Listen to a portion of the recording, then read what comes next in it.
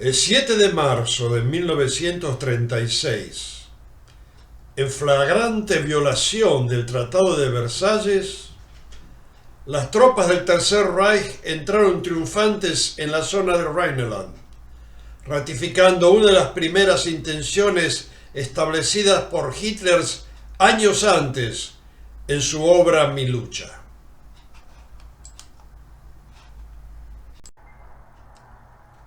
Hola amigos, bienvenidos a la tercera parte de este video, la Segunda Guerra Mundial en breve, la ocupación del Rhineland. En la primera parte de este video habíamos visto cómo Alemania se había armado, ignorando completamente las restricciones del Tratado de Paz de Versalles. En la segunda parte vimos el vertiginoso ascenso de Hitler desde una vida descuidada y parásita a canciller y jefe de Estado del Tercer Reich. De paso, una aclaración sobre el término Tercer Reich. Reich o Reich, como se usa en este caso, significa reino o imperio. Por ejemplo, Austria se la conoce en alemán como Osterreich, o sea, Imperio del Este. ¿Cómo llegamos al Tercer Reich? El primer Reich fue el denominado Sagrado Imperio Romano y existió desde el siglo IX hasta que Napoleón conquistó Alemania al principio de los 1800.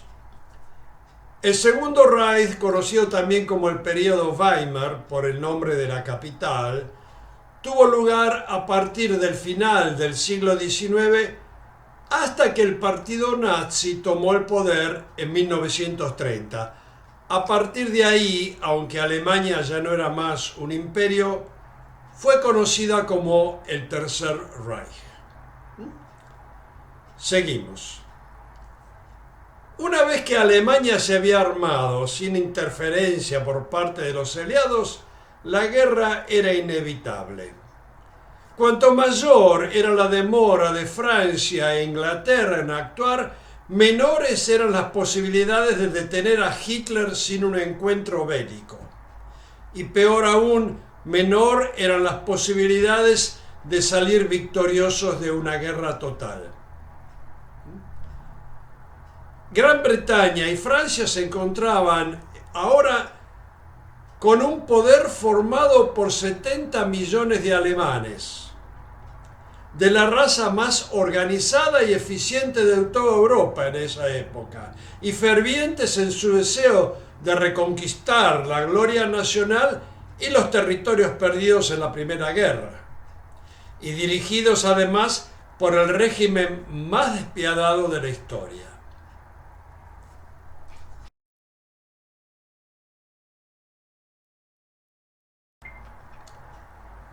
Vamos a hablar ahora de la ocupación del Rhineland, la zona al oeste del río Rin, porque aunque fue un hecho relativamente menor en proporción a lo que siguió, fue importante en el sentido de que fue el primer acto ilegal que cometió Hitler luego de armarse y tuvo serias consecuencias. En junio de 1919, el Tratado de Versalles había proclamado la absoluta neutralidad de esa zona. Esta figura muestra un mapa de Alemania con la zona del Rhineland, al oeste del río Rin. La intención al crear esa zona fue designar un área desmilitarizada, una especie de buffer entre Alemania y los países fronterizos. Cualquier violación exigía acción inmediata por parte de los firmantes del acuerdo: Gran Bretaña, Francia, Italia y Estados Unidos. En este mapa se ve la zona desmilitarizada en rojo, bordeando por el oeste el río Rin, que se ve aquí en color azul. Hitler, desoyendo las recomendaciones de sus generales, decidió ocupar el Rhineland El 7 de marzo de 1936, mientras Hitler anunciaba en el Reichstag la ocupación, columnas de tropas alemanas estaban cruzando ya el Rin y entrando en la zona desmilitarizada. En esta fotografía vemos las tropas alemanas entrando en la zona del Rhineland, siendo recibidas con gran júbilo, por supuesto, por la población, que era toda alemana.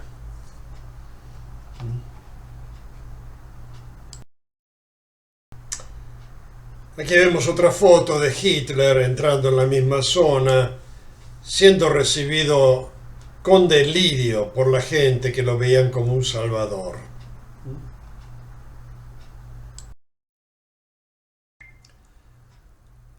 Una vez más, ante la audaz maniobra de Hitler, la decisión de los países victoriosos de la Primera Guerra consistió en tener paciencia y calma.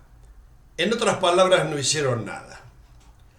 No cabe duda ahora que si Francia, que disponía en ese momento de un ejército de 100 divisiones, hubiera intervenido, Hitler se hubiera visto obligado a retirar sus tropas. En cambio, discusiones interminables tuvieron lugar entre los gobiernos de Francia e Inglaterra y entre ellos mismos. La noticia de la ocupación del Rin se desparramó como fuego por el mundo, conmocionando al resto de Europa. La pregunta fija en la mente de las democracias era: ¿qué estaba tramando Hitler? En Francia, la voz del primer ministro Sarraute, que clamaba por la inmediata movilización de las tropas francesas, cayó en los oídos sordos de los generales, que clamaban que las tropas no estaban todavía preparadas y equipadas para entrar en un conflicto.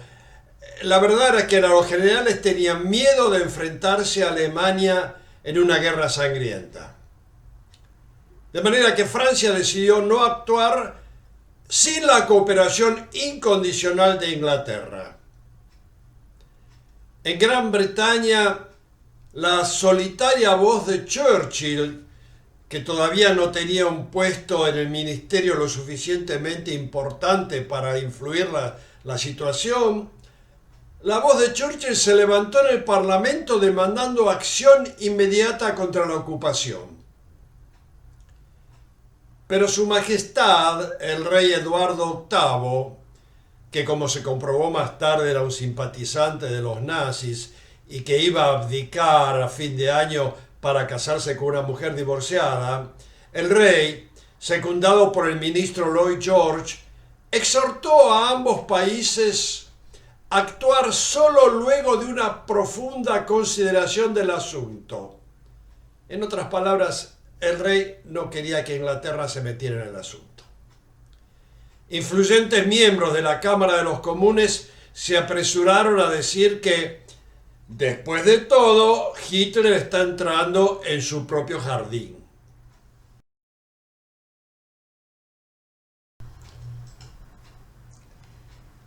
En esta foto se ve el ex rey de Inglaterra, el ex rey Eduardo VIII, ahora el duque de Windsor después de haber abdicado, y su esposa saludando a Adolfo Hitler muy cordialmente un año después de la toma del Rhineland en 1937.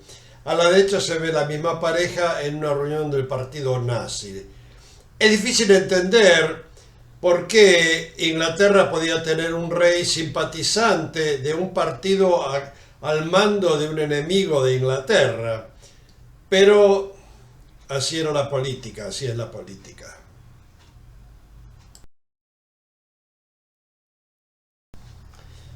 Aquí vemos a la izquierda una foto de Eduardo VIII, el rey de Inglaterra durante la crisis, y a la derecha el primer ministro de Inglaterra, Lloyd George. Ambos se oponían a tomar cualquier tipo de acción contra la ocupación de Hitler.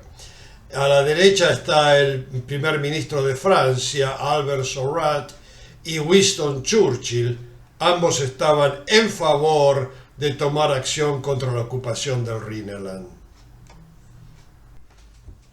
El resultado final de todas estas reuniones y conversaciones fue que los países que podían haber actuado no lo hicieron, decidieron no hacer nada.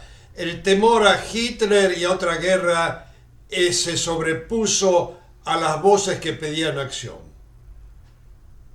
La zona del oeste del río Rhin permaneció ocupada por las fuerzas germanas hasta la Segunda Guerra.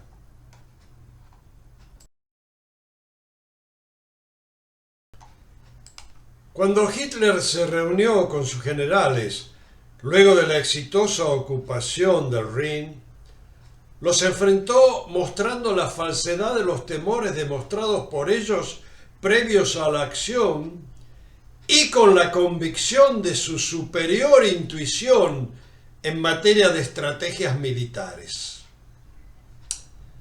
Los generales no tuvieron más remedio que inclinarse ante el genio del Führer.